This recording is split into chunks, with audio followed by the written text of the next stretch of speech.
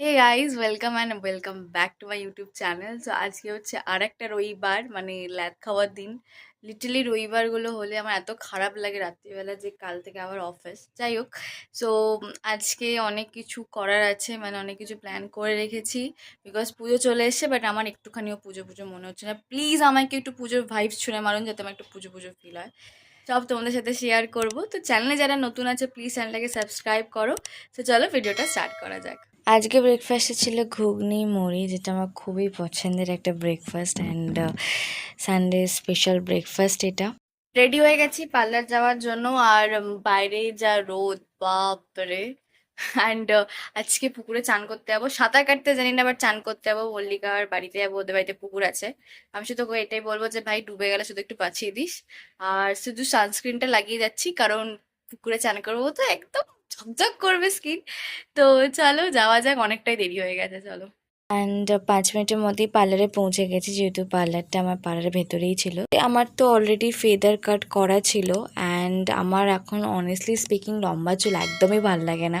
Because আমি একদমই যত্ন করার সময় পাই না, যে হারে চুল উঠে যাচ্ছে। মানে জানি না কতদিন আমার মাথায় আর চুল থাকবে, লিটারেলি। বাট তাই জন্য দিদিটা আমাকে সাজেস্ট করলো যে আমাকে বাটারফ্লাই কাট করতে। আমি কোনোদিনও করিনি, আমি জানিও না মানে কীরকম লাগবে, আমার ফেসের সঙ্গে যাবে কি না। তো দিদিটা বলে করো। যে ঠিক আছে, যতদিন মাথায় চুল আছে এক্সপেরিমেন্ট করেই নাও। বললো তোমার চুলটা তো খুব সুন্দর, তাহলে একটা ভিডিও করো। কোন সময় লেগেছে, মানে দেখছি চুল কেটেই যাচ্ছে ভাই, শেষ আর হচ্ছে না। আনছি আজকেই মানে আমার সব চুল উড়িয়ে দেবে, বুঝতেই পারছি। তো বাটারফ্লাই কাটটা বেশ ভালোই লাগছে, লাস্টের রেজাল্টটা তোমরা দেখতে পাবে, বেশ ভালোই লাগছে।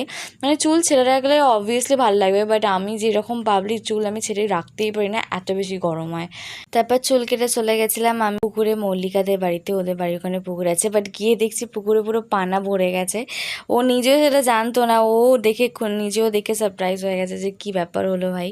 তো এই জন্য পানা পরিষ্কার করছে, আর আমি তো ভাবলাম যে আজকে আর চানই করা যাবে না। তো যাই হোক, তো ভালো করে পরিষ্কার করার পর, যেহেতু আমি সাঁতার জানি না, তাই আমি পাড়েই চুপচাপ বসছিলাম।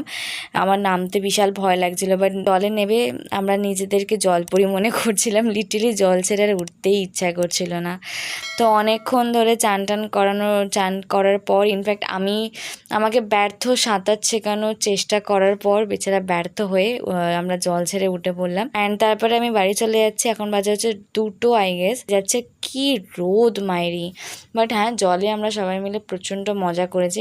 লাঞ্চে ছিল ভাত, ইলিশ মাছ, সর্ষে ইলিশ মাছের তেল, আলু ভাতে পুঁই শাক ছিল। তো অনেকদিন জল ঘাটার পর না পুরো গা ভারী হয়ে গেছে। আর এসে খেয়ে দিয়ে উঠে আমি আরও একবার চান করলাম, বিকজ পুকুরের জলটা না খুব একটা পরিষ্কার ছিল না। খিদে পেয়েছিল, তাই এই চকলেটটা রাখা ছিল, এটা আমাকে অফিস থেকে দিয়েছিল। আর একটা পার্সেলও এসেছিল। তো পার্সেলের পুরো ভিডিওটা তো অলরেডি চ্যানেলে আপলোড আছে, তোমরা দেখে নিতে পারো। একটা ড্রেস এসেছিল।